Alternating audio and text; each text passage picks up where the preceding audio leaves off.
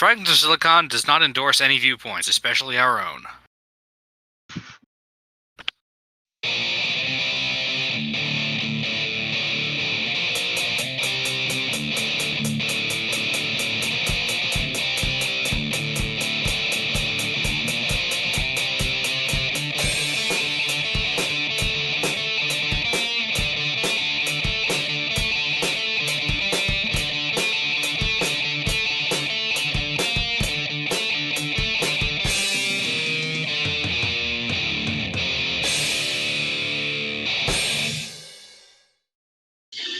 All right, welcome to another installment of Fragments of Silicon. I'm your host, Adam. Joining me, as always, are Petty and Golix. Yay! The tag team combination of Doom. Sure. Now, still working on that. I'm not good at Doom. I'm a little bit good. Anyway, let's get to the news. Golix, why don't you start us off this week? Well, I'm taking care of the house this week because my parents are on their summer vacation, so taking some time off from work to make sure stuff doesn't fall apart too much. So that's being interesting so far. Apparently there was a one of our hoses or outside spout things was leaking, and I made it leak significantly more, so I had to go turn it off down in the basement. Well. Oh no. But that took care of it, so that's good for now.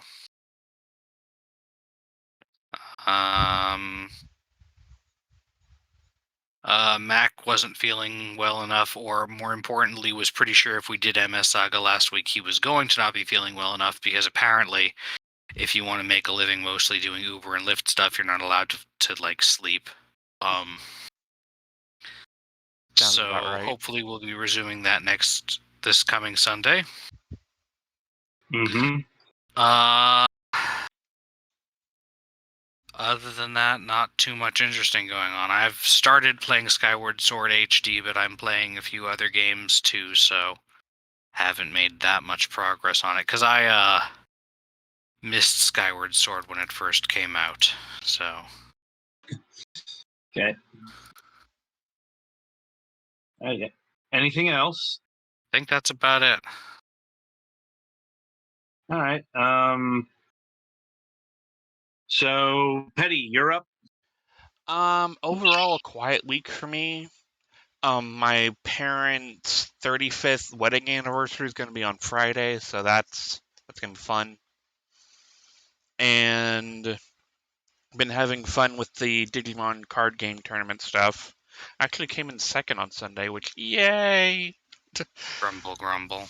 Yeah. Sorry, I'm annoyed that I don't get to do that in person much. So, yeah. Do you usually play the trading card game? Me, I have the decks and several cards, and I want to work on making a deck and stuff. But the game store that I used to go to play card games is still not really doing in-person events. That's unfortunate. So I'm occasionally playing with my friend while we're hanging out, but not as often as I would like to. I see. But yeah, aside from that, just been kind of playing games, been unlocking more characters on Smash Bros. Ultimate, so I think I have Petty. like 6 more to unlock. How are you doing that? Through Versus or Classic. through through class? That's what I meant. Yep. Through classic mode or through the actual story mode that unlocks everything. I don't really like the story mode, but that's just me. Or rather, it's more of an event mode than a story mode. Yeah. I guess it just has a few story cutscenes. Yeah, the air quote story mode. I found a lot of the stories to be clever, so. Mm-hmm. Or the ways they set things up to reference things. Indeed. But yeah, I think that's it from me. All right, that means it's my go. Now let's see. Actually, this weekend was fairly busy. Like, let's see. Spent Friday night setting up my new printer, which took way longer than I was hoping, not expecting. I was expecting some trouble because printers usually give me problems. This one was no exception. It wasn't something Because easy you could just set up with your phone. no, like it has a Wi-Fi connection, but the problem was I needed a driver. Oof. Yeah, like that took some hunting and stuff. That took about an hour to fix. And it wouldn't print without this fucking driver update. Sounds about right. Yeah, HP? that's what I was. Canon actually. Ugh. Like, honestly, they're all shit. Like, anyway, the point is, it took a bit of time, but it works. It prints. You know, it's ready to go in case I need a thing printed. Like, let's see. And on Sunday, I celebrated my birthday by going down to my brother's place for a cookout. Like, Ooh. yes, I mean it was good, intense because well they've got 3 very active kids. You know, like yeah that's you know it's good to see them, but after 4 hours I was good. Like you know. And yeah, that's about it for my news. So, merrily, we shall roll along to the interview portion of the broadcast. And joining us this week is Catherine Cleveland and Calista Brasher of Mauve Gaming. Hello, hello. Hello. So how are you both doing tonight? I'm good, I think.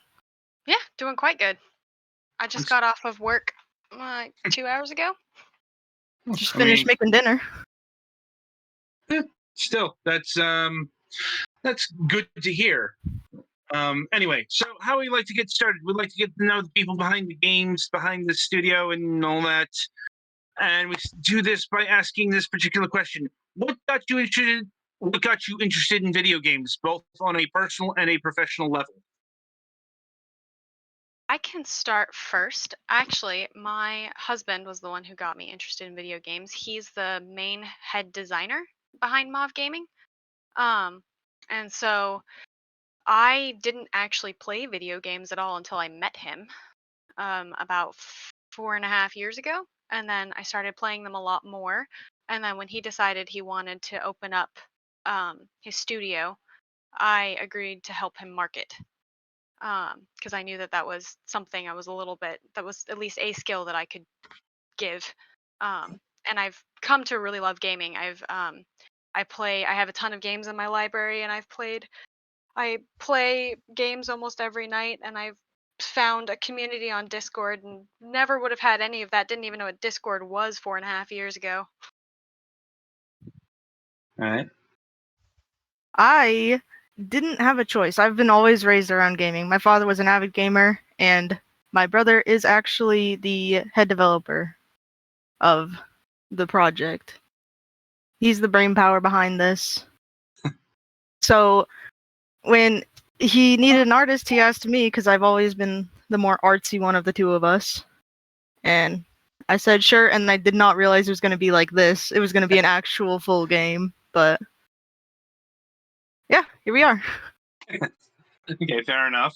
Like, gotta admit, we don't get that many family stories, for lack of a better term, on the program. But, like, anyway, so how big is Mauve Gaming? It's really right now. It was 4 people. It's now 3. There were 2 of us kind of working on the marketing, but one of them was only temporary help. And now it's 3 people. as at its core. So we've got Will, who's the head programmer, Calista, who's the artist, and then me, who does the marketing. Okay. And is Billiards Dungeon here your first project? Yes, it is our first project, or at least our first fully released game. Will did some side projects released tiny, small one-level games to some friends, but this is the first actual released game. Okay. And I suppose getting into the game proper, I suppose the first question that comes to mind is, okay, Billiards Dungeon. Where did the idea of combining, dungeoneering with billiards come from? I came home from work one day and he had the idea. He was trying to think of a roguelite game that had not been done before. And he came up with billiards and dungeon crawling and thought that it could be a really fun and unique idea to combine the two into one. I mean, as someone who covers a lot of indie games, I can understand that kind of frustration and outside the box thinking. We get a lot of roguelikes. Like we get a lot of weird roguelikes. Like we just covered a game that's a roguelike meets pickle, for example. Like meets what? Sorry that you cut out for that one split second. Oh, sorry, a roguelike that meets pickle. Huh. Like I said, we're at the stage where we're getting the really interesting evolutions of the roguelike and the roguelite. And this is definitely in that wheelhouse. Now, I suppose the next question is, when you say billiards, is this a specific rule set? Like, are you playing 8-ball, 9-ball, snooker, bumper pool? No, you're not following the specific billiards rules. It's more of the actual gameplay mechanics. So you are a cue ball. The enemies are all pool balls, and there's some aspects of the physics that would kind of represent a pool game. I don't know, Calista, do you feel like you could expand on that a little bit more? Question? The question is, how much of this is like an actual game of pool? It's a lot of just the fun part of pool. Like, you get to pocket things and you win. That's at least my favorite part of pool. You make the things go fast and it's a lot of fun. Fair enough. Fair enough. I mean, Yeah. I suppose a game like this really couldn't work with trying to hit a specific ball into the pockets and exploring a dungeon. I was going to say less of the specifically less of lining up particularly long and complicated shots and making sure you get certain things into certain holes in certain orders. Mm-hmm. Yeah, And There's a lot less aspects of that and more just there's some aspects of that. There are certainly enemies that you want to get out of there quicker because they do a lot more damage, but there's no specific having to follow the rules of pool in that way. right, so you don't have to clear a pocket with the 8-ball. No, you don't have to ever clear a pocket with the 8-ball. That's good. Honestly, I never liked that about 8-ball. Right. Anyway, so getting down into the dungeon side of the equation, I've noticed that there are classes, and the enemies are representations of, say, orcs, goblins, skeletons, ghosts. I think. How does that all work in the context of pool? So the way that it works is we've got 4 playable characters. You start, and 3 of them are unlockable. So you start with the knight, then you can unlock a ranger, a rogue, and a wizard.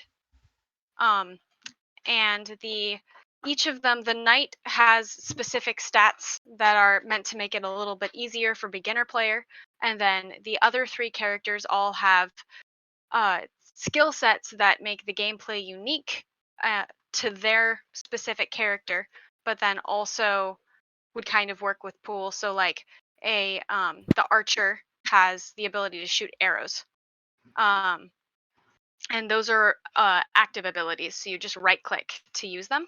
And the enemies are all representations of different fantasy creatures. So you're like orcs, goblins, all of those guys. You've got some ghosts in the game, and they all each have either unique stats or unique abilities that also represent that fantasy creature. Like you've got the ghost can go through barriers; it can just kind of roll through anything. And but the core gameplay is kind of what still keeps it just like billiards, where you have to knock into those enemies. You have to knock them into the holes, or you have to knock into them to destroy them. What happens if you fall into a hole? You lose a little bit of health. So we have 3 difficulty levels. You've got easy, normal, and then an unlockable hard mode.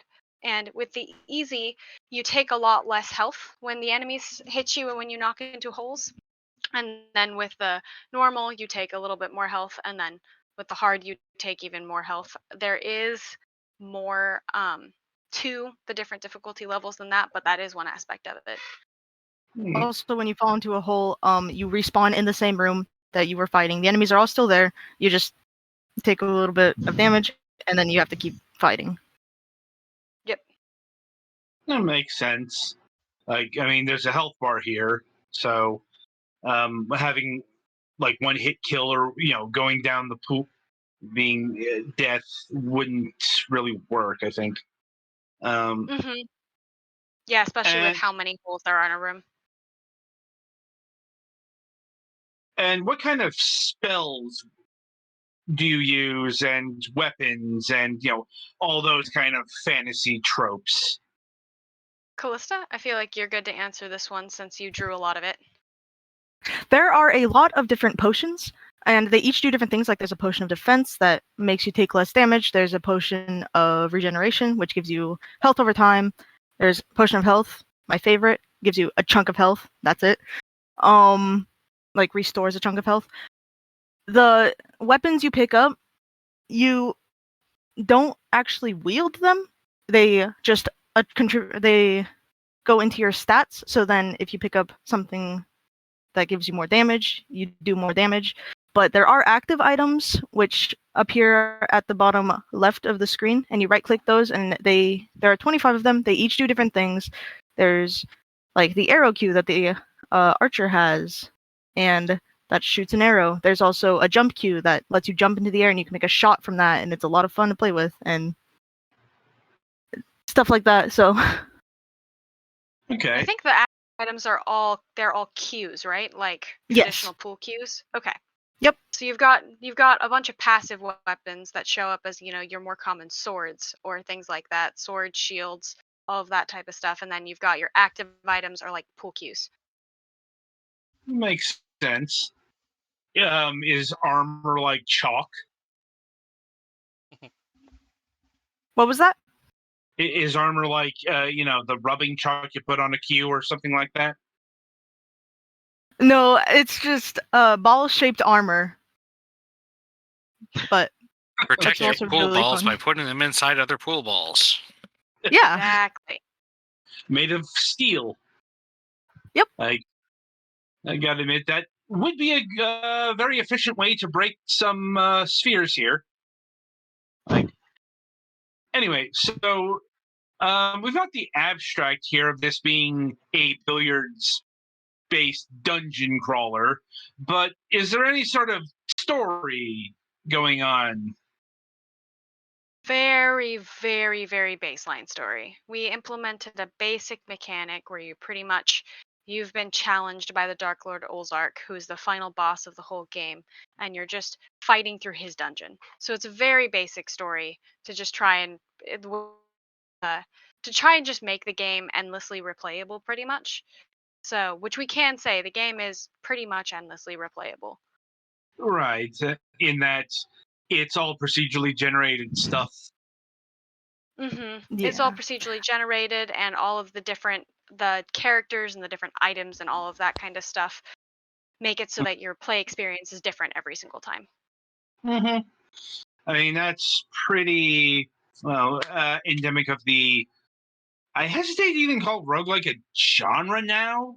It's more like a set of particular tropes that's applied to a lot of things. But Like then I mean, billiards. what is a genre if not a set of tropes that are applied to? Yeah, but I mean, like this is a genre No, that I gets know what you applied to mean. other genres. I At know, I this know what point. you mean. It's more of a like at some point it becomes a question of like, well, what is a genre then? Fair point. But I suppose in getting into the, I never like getting into this distinction, but it is there. Is this a roguelike or a roguelite? This is a roguelite Okay, so specifically. you've got permanent upgrades. Yes. Yep, you have permanent upgrades that you gain throughout and permanent unlocks. Yeah, that's the key difference between a roguelike and a roguelite. Correct. Yes. So what are your permanent upgrades? Different items. Mhm. As the game goes on, you gain something called renown. And as your renown grows, you gain more items, and you also gain more characters that way. So you start off with only access to the knight, and then as your renown grows, you get access to the archer, to the ranger. Sorry, to the ranger, and then the rogue, and then eventually the wizard.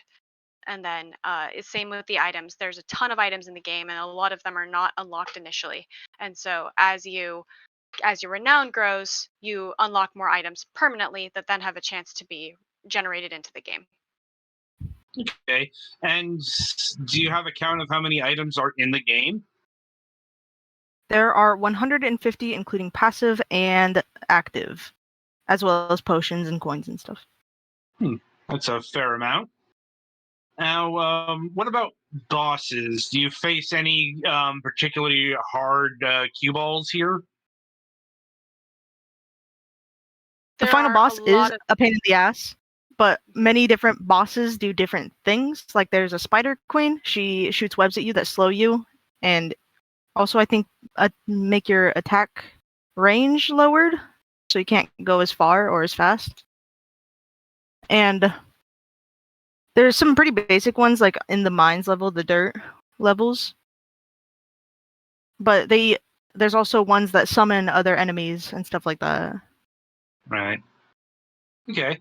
And how difficult overall is this game? Because once again, roguelites, they're known for being pretty punishing. I have played it the most out of everyone, so I think it's pretty easy on normal mode. But Catherine struggles with some of it sometimes. I'm not very good at roguelites. I've heard from a lot of the people who've played it, what we've heard overall is the game is beatable on easy, which is what you want. It's a lot more difficult on normal mode, and then it's very hard on hard mode. So it is a very punishing game. People have been really enjoying it, and they've been talking a lot about the fact that it is difficult, but it's not too difficult. It's an enjoyable difficult. Now, are save files locked to a difficulty or whatever, or can you use unlocks that you earned in an easier mode in a harder mode? You can use unlocks that you earned in an easier mode in a harder mode. Okay. Okay. And how long is a dungeon run gonna last you? Dying aside, like, is this thing that you can knock out in an hour, 2 hours? Generally, my runs, there's 2 floors of each level, so there's 2 mines, 2 dungeons, and then 2 hellscapes. And that can take a while to find the boss room. There is a map, but like sometimes you end up going the wrong way. It generally takes me about an hour per full run from beginning to defeating Olzark. And I'm assuming that's the name of the final baddie. Yeah. Yes. Okay, that's a fair amount of time. I mean, once again, genre conventions, roguelikes are, at least Western ones, are pretty short, I find, one way or another. Well, yeah, because if you don't put too much time into something, it's easier to make it so it doesn't hurt to lose your progress. Right. I mean, it's a different thing if we're talking about Mystery Dungeon, but we're not.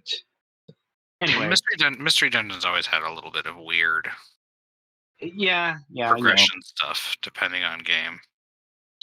Anyway, so in terms of the creation of this billiards dungeon, I think you mentioned it took 4.5 years to develop. Oh no, it took 7 months. Oh, 7 months. Okay, you Mhm. mentioned your company was 4.5 years. Sorry, that is a habit of Oh. ours because we've had people who have spent a lot of time on a game, like even Yes. games that look small. You know, it's not uncommon to have. Oh, we took 3 years on this. Okay, but Yeah, 7 well, months. Yeah, 7 months is actually fairly short in terms of development. we had Yeah, I really had to crank this out. we Well, I mean, is this a full-time affair for you guys, or is it a side business at time of recording? time of recording for Will and Calista, it's been full time, and then for me, I work full time, and then I do marketing on the side. I see. Anyway, so how laborious was the development of Dungeon Billiards or Billiards Dungeon here? Sorry. Overall. I can't speak for my brother because he did all of the coding. I'm just the one who makes it look pretty. But I've spent many, many hours, like at least 7 to 8 hours a day, drawing all of the sprites, all of the textures, anything that my brother wanted. I did all the animations. It's been a lot. Yeah, that doesn't surprise me. Like I think the one thing that would surprise me at this point is if somebody said it was less than they expected. Like, I think no project is less than one expects. I know that like some things definitely took less time than was expected, but a lot of things that were expected to not take very much time took a lot more time than people expected. So uh-huh. you gain some, you lose some.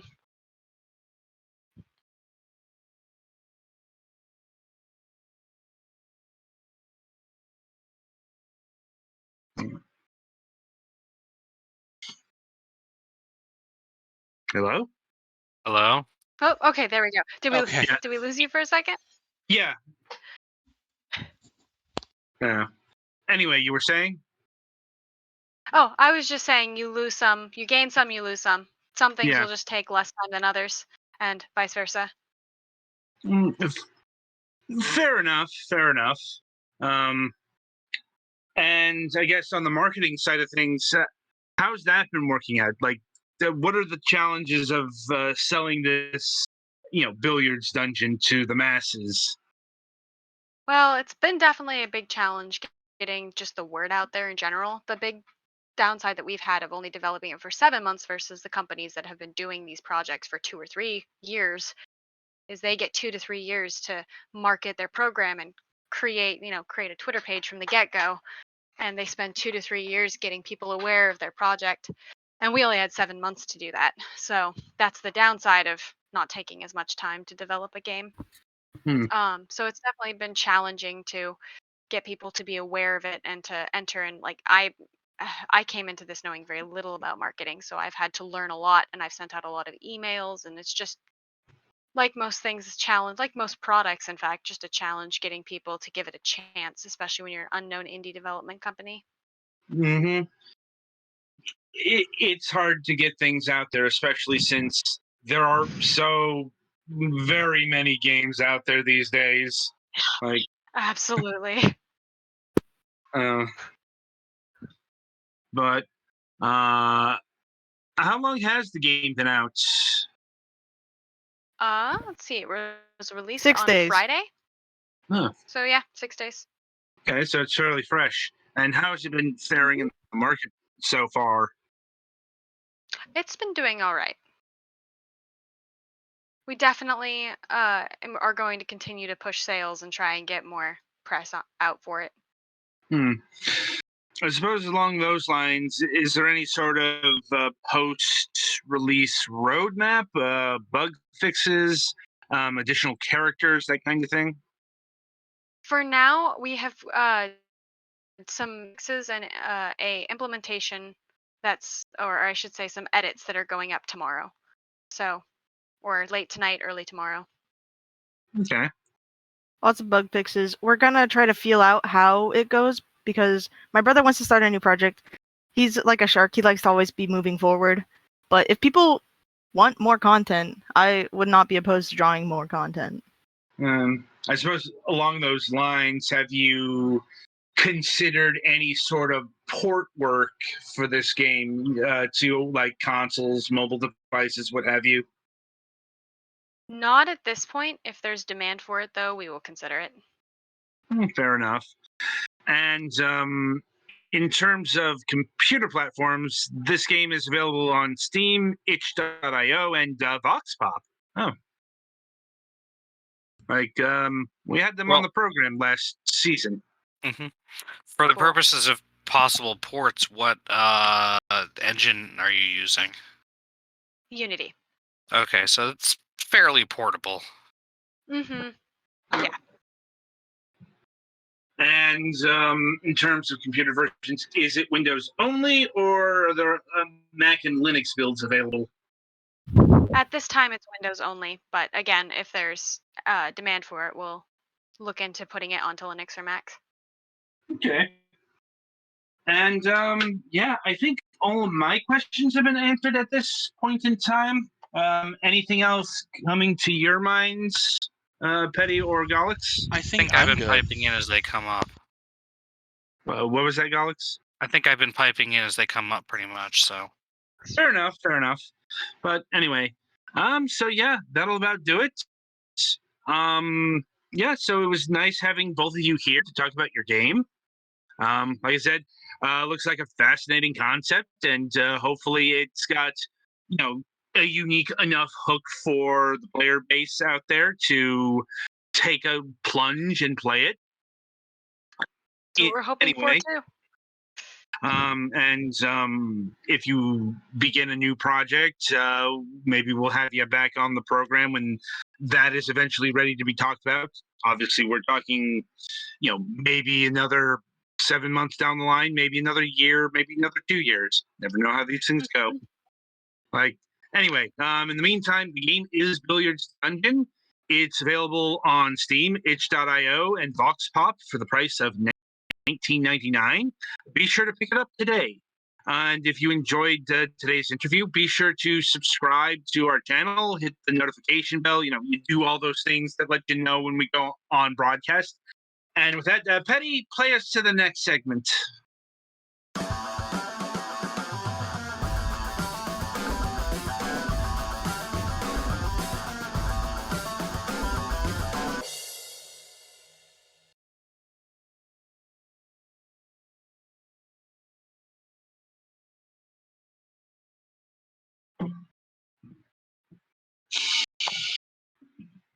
All right, so welcome to the topic of discussion. This week we are talking about the Ward series. Yeah, I think Famicom Wars is the generic term used in Japanese, but that doesn't make much sense here because we didn't use that name here. Yeah, it's listed as the War series on Wikipedia because, well, it's got two overall names. Yeah, in Japan it's Famicom Wars. Over here it's in Advance Wars because in both cases this is where the franchise originated. Yeah, in Japan this is a franchise that goes all the way back to the NES or the Famicom. Like Fire Emblem was not a thing that the Western people saw until much, much later. Yeah, it's very different. It's modern military themed, and yeah, the Fire Emblem is high on the individual pieces. The individual characters progress and persist across multiple stages, whereas in this series they're more or less expendable and built up again every stage. also they are in different genres because Fire Emblem is actually a strategy role-playing game. Yeah, whereas this is pretty much just a strategy game. Yes, like you don't have to worry about stats really. I mean, Well, like, they're not within the same unit type. right, and like the units aren't unique units, which is what every medium tank is the same as every other medium tank, not even whether they're yours or your opponent's. Yeah, so you don't really have to worry about keeping everyone alive in case the story changes if one of them dies. Though I have seen some Let's Plays of Advance Wars that did as close as possible to a no-kill run, and it was very interesting to read. Right. There's also, like in the first Advance Wars game, some weird arcane shit going on there where I think you had to do something, and like it's been a long time, but I remember there were like some weird unlock going on for some of the branches there. Like, anyway. Oh yeah, for some of them you have to like capture a certain building on a certain thing or whatever. Yeah. They usually give you a hint that there's something to do when that's the case, though. Right, but it's not always perceptible. At least not the first time round. Mm-hmm. Like that's kind of a thing I think they put in there for replay value. But I'm gonna say that later games did that better. At least in terms. The first Advance Wars is very basic. You pretty much only get to play as the commanders of one country, except in versus mode. Right. So you have very little, and even then in versus mode, and also a lot of stages are mostly or entirely pre-deployed, which is the opposite of how versus mode goes. Right. Anyway, now unlike Fire Emblem, where you know the story of how that got to the West, like we don't really know why Nintendo up and decided to bring the War series in its advanced incarnation. They just up and said, you know what will work well on the Game Boy Advance in 2001? Advance Wars. Interestingly enough, with Advance Wars, this marked a shift to the series. That is to say, with Advance Wars, the series became much more popular in the West than in Japan. That is owing up to 9/11. Because guess when the first Advance Wars game came out? Around then. September 10th. Yeah. And the game was put on hold for about a year in other territories. Meanwhile, over here, the Advance Wars, I think at least the first one, not sure about the second, but like that sold 1 million copies. So, in fact, if I'm remembering correctly, Advance Wars 1 and 2 was like bundled in Japan. It was so far behind the Western release, at least the North American release.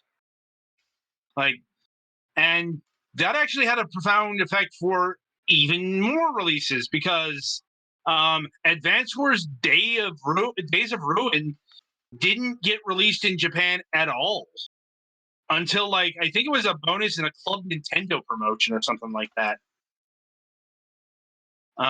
Granted, I think there were other things surrounding Days of Ruin to make that possible. Namely, look, I know Days of Ruin has its fans. Like, it's considered to be one of the best in the series. But they did a lot of interesting mechanical changes to it, as they broke from the setting that had been established. But the tone and the loss of familiar characters are also potential turnoffs for some people. And also, some people like the stuff like CO powers being ridiculously overpowered. Right. I wouldn't say it was a potential turnoff. No, it was just a flat out turnoff. Like, after Days of Ruin, there were no more Advance Wars games until the remake got announced at E3. Like, Mhm. This is what you call objective facts. Like, the fact that we got no more Advance Wars games after this designates this as a franchise killer. That's not a statement of quality necessarily. It's just a statement that the tone shifts were so radical that the player base was significantly alien enough to make the series no longer economically viable. Maybe you can go back and say that it was something that started with Dual Strike. That doesn't, maybe that is true, maybe that isn't. But what is true is Days of Ruin sunk the franchise for a good long while. Now, it was the other M of Advance Wars. Now, once again, not necessarily in quality, but in terms of not getting more games, which is kind of the most important vector in that area. So, I'm not dogging the game itself, but I can't deny what actually happened, when this thing came out. Now, like, as far as how stuff like, Famicom Wars and, stuff like game, and I suppose a special mention to the Game Boy Wars series, because those were actually done by a different developer. Usually, Didn't some of them use hex grids? And I think at least one of them had a thing where you actually could level up units by having them participate in more than one battle. That was that was the Game Boy Wars, and there's a reason for that, because those games were not done by Intelligent Systems. Those were done by Hudson Soft. And Hudson Soft's big military tactical game is Nectaris Military Madness, which is a hex-based strategy game. So they took that know-how to the Game Boy Wars series, specifically the Game Boy Wars. You got to keep in mind, Intelligent Systems has never been a particularly big developer. So I believe that they were a bit too busy with the Super Famicom Wars branch at that particular moment in time. I've also been reading a Let's Play of the original Famicom Wars, and it's very recognizable as a prototype of the Advance Wars formula, but also some of the changes are really fucking weird. I don't doubt it. Like, and that's the sort of thing that happens from series to series. But it's like, overall, in terms of its gameplay, well, if you know how a strategy game works out, it's one of those.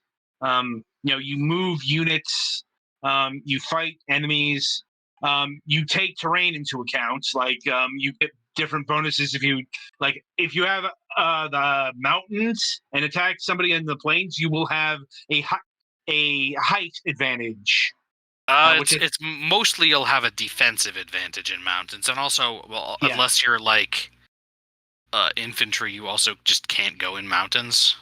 Right. I'm just saying that terrain does matter. It's not super important like some other games, but it's there. And will factor in the first Advance Wars. It is kind of because of the way they do the math, where they apply the because each star of terrain defense is like 10% of the damage you would take off, but it's like calculated in too early. So Kanbei on a mountain during his CO power turn literally can't take damage from anything. Right. Yeah, that's another thing about the wars. That's another aspect of the war series. It's kind of unbalanced at times. Yeah. And I don't think they ever really nailed that down. Although Advance Wars was particularly egregious. Mr. I can go twice. And sure, my defense is terrible on the second turn, but That's a lot less relevant after an entire turn of softening anything up. Yep. Oh God. But yeah, there are always like some of them are just strange balance questions. Like franchise wide, naval units are probably too expensive because you basically can't use naval things as anything other than in a naval versus naval map with barely any land stuff. Mhm. Yeah. But then there's a lot of other weird stuff that comes from the ever increasing difficulty in any game more complicated than chess of having a human play against a computer, because computers can't think the same way as humans. So getting them to like try to come like in a lot of Advance Wars games, the computer literally won't think more than a turn ahead. So you can get them to make some really weird decisions. And it's worth noting this is where multiplayer comes into the equation. Mm-hmm. Yeah, though multiplayer, I mean, I'm not saying they aren't set up for multiplayer and that the multiplayer isn't rich and entertaining and stuff. It just, you actually get a very different experience in multiplayer sometimes because the multiplayer games always start you from scratch on a battlefield with like your base, a couple factories, and maybe a couple cities. Whereas a lot of the single player maps in a lot of games have pre-deployed stuff and stronger and possibly more interesting gimmicks. Mm-hmm. Also, things that were added along the way, Black Hole Rising had the Super CO powers. Dual Strike, as you might imagine, as the Tag CO powers, since that game was all about tag teams. Mm-hmm. The thing about Days of Ruin, outside of the tone, is a lot of the gameplay stuff done there wasn't appreciated by the fan base because they weakened CO powers. They regressed. Your CO still exists, and but you actually have to like assign them to a unit to have them have an effect on the battle. And when they have a power, it pretty much only affects the unit they're attached to, and maybe like nearby units, depending. Right. Which is a significant downside from you can make it rain over the high battlefield, and most things are slowed down, and also everything loses half of its fuel. Or you make it snow and nothing can fucking move more than like 2 squares. Or everybody takes 2 damage. And have we mentioned that these CO powers could be overpowered? Like, because they could be overpowered. Like, also, I guess worth mentioning is the side series, the Battalion Wars duo. I didn't even know there was a second one of those, but Battalion Wars for the GameCube was one of them. Yeah, and Battalion Wars 2 for the Wii in 2007. Yeah. Originally, this was going to be called, or at least the original Battalion Wars was going to be called Advanced Wars Under Fire. But they realized that this is, it was too much of a spinoff to really have what had become the main designation. Yeah, I believe it doesn't have any of the same characters, and also they've made a significant change to the battle system. If I recall correctly, you basically have you like take, when you're doing an attack turn, you go through like a brief over the shoulder thing of your vehicle actually moving and doing stuff, and you can control where it shoots and stuff. Oh no, it's a full on third person shooter. It's not any like the strategy elements are very, let's say, cursory. Like I actually have the first Battalion Wars game, and I played it to completion. Granted, we're talking about, I think I went through that sometime in 2008, but still, it was a decent game. But I can see why why the Battalion Wars sub-series was very quickly forgotten about. They were so okay. It was so average. it's okay or so okay it was average kind of deal. But yeah, and we're just scratching the surface of the War series here. Is they are some of the deepest, yet I'd say most accessible strategy games out there. Until you start just fucking losing on certain missions because you don't do it exactly the right way, which is definitely a thing that can happen on some stages. Right. And also, the reason we're talking about Advance Wars is because the remake of the first two games got announced at E3, Advance Wars 1 and 2 Reboots Camp. With all of the characters you know and love, and Right. probably a lot of the AI glitches you know and love. I mean, from what I've seen so far, it's very faithful. Like some of those maps, I'm going, I remember those maps. I remember making those moves on map. Yeah, the maps are going to be 1-to-1. The question is whether how much things will behave the same, because that's definitely a thing that there's a well-known glitch in the first Advance Wars that, well, it's not even a glitch, it's an AI quirk, where the AI in any combat situation where there is a target that is an armored personnel carrier, which is used for transporting troops faster than they can walk mostly. It will always attack that first, regardless of whether there's anything in it, regardless of whether it's like a relevant threat. And also the enemy infantry will always capture first if they can do that. They will always try to capture a building, even if it doesn't accomplish anything, even if they have no chance of actually being able to succeed before they get killed. Right. The AI wasn't all that smart in Advance Wars. Well, it's good at some things, but then it's really bad at other things because you're again trying to make a computer fight like a human. Yeah. Now that the reboot game here isn't without controversy, because there's been a lot of rattling over the fact that this isn't a pixel art game. And you know what? I understand that.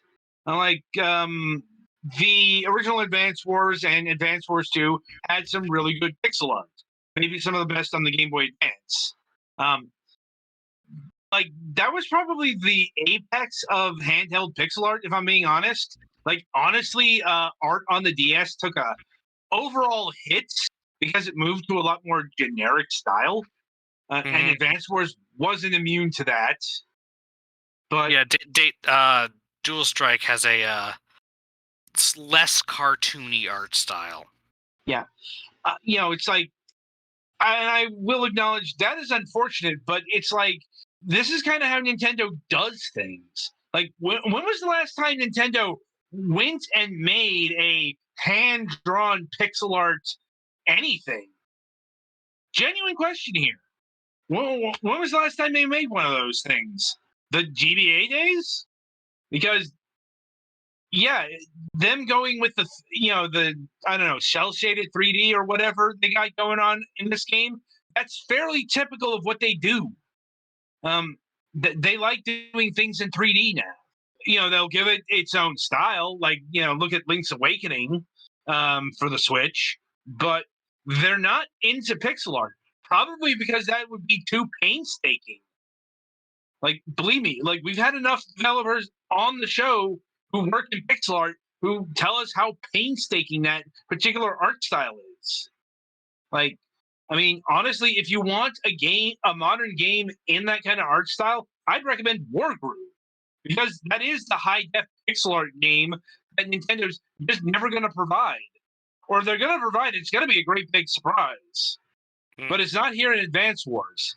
The other bone of contention is the actual art style.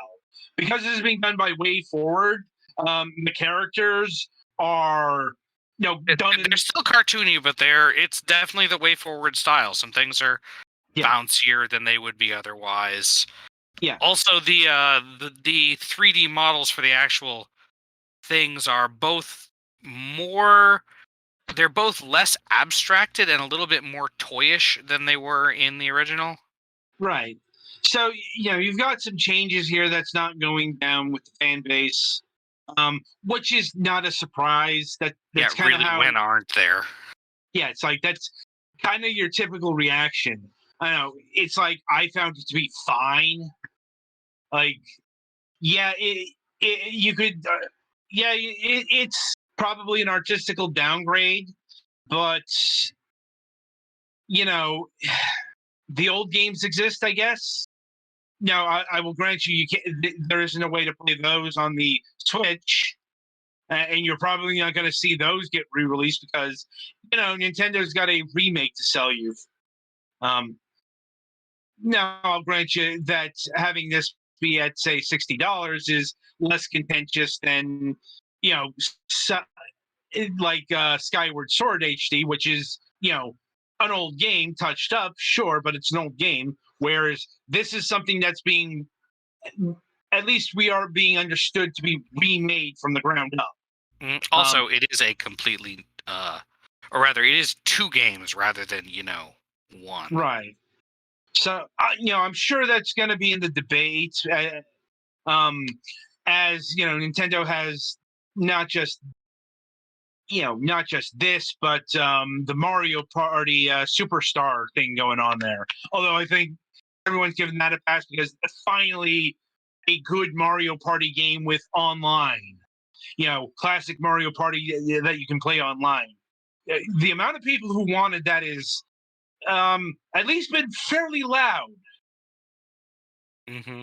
But we'll probably talk about Mario Party a different week. Like, as far as how this Advance Wars remake is going to suss out, well, we know how the original games came out, and they're fantastic games. So I would expect this to be fantastic games, at least from the outset. As we've been getting at, the devil's kind of in the details. Will they fix the AI quirks? And what is that going to do to the overall state of play? Will they tie quality of life stuff to a freaking amiibo? Yeah, I'm like, that you say with... that, and now I kind of want a Neo Tank amiibo. God damn it. We may get that. I'm not discounting it.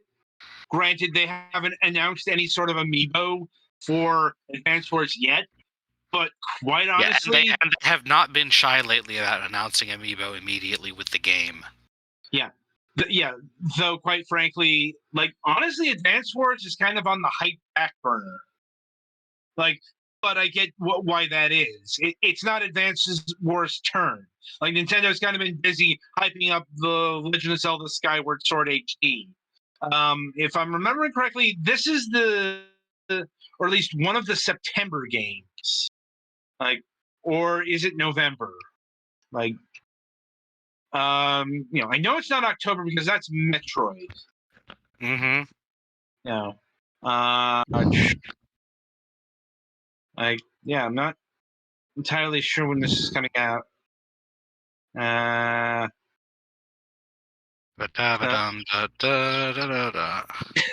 live research. December. Yeah, or does it not have a release date announced yet? Yeah, it's December. Okay, December. Yeah, that's about what December 1st, December 3rd, but yeah, that's about what I was expecting because this is one of their lower releases in terms of just notoriety overall. Once again, it's not a statement of quality, it's just a statement of pecking order. Fucking Mario Party and Metroid just have a lot more cachet than Advance Wars does. That's kind of always been the case. Mm-hmm. But Nintendo is giving us new Advance Wars and a new WarioWare. So it's a good time for some of Nintendo's lower tier franchises that haven't had a lot of action. Granted, WarioWare did have WarioWare Gold. Anyway, so yeah, if I had a Switch, I'd be looking forward to Advance Wars 1 and 2. I don't, so, I wish it luck. And any final thoughts on the Advance Wars series? I'm good. Not too much. No. They're fun. I hope the remake does well. Yeah. All right, then. So that'll about do it for this installment of Fragments of Silicon. The week ahead. So we do have a Friday show this week, first of the season. On Friday, August 6th, we'll be welcoming Simon Fieri of AMC Games and Andrew Crenshaw of Funked Games. They are the developer and publisher, respectively, of the Magnificent Truffle Pigs. It's a name that makes sense in context, but maybe a bit indecipherable outside of that context. It's a game about metal detecting, which is sort of like how pigs sniffle for truffles. Yes. It is a term that comes up in the game itself fairly early, but yeah. It is a narrative metal detecting game. Very emphasized on the narrative part. Like, the detecting's there, but that's not really the point. We'll get more into that on Friday and indeed on Sunday, because on the Sunday reviews, we'll be having reviews of Radio Viscera, Golf Around, Boom Boom, and the Magnificent Truffle Pigs. Mm-hmm. And indeed, we do have plans for a new episode of The Last News Desk on the Left, happening in about half an hour. So until then, I shall wish you good gaming.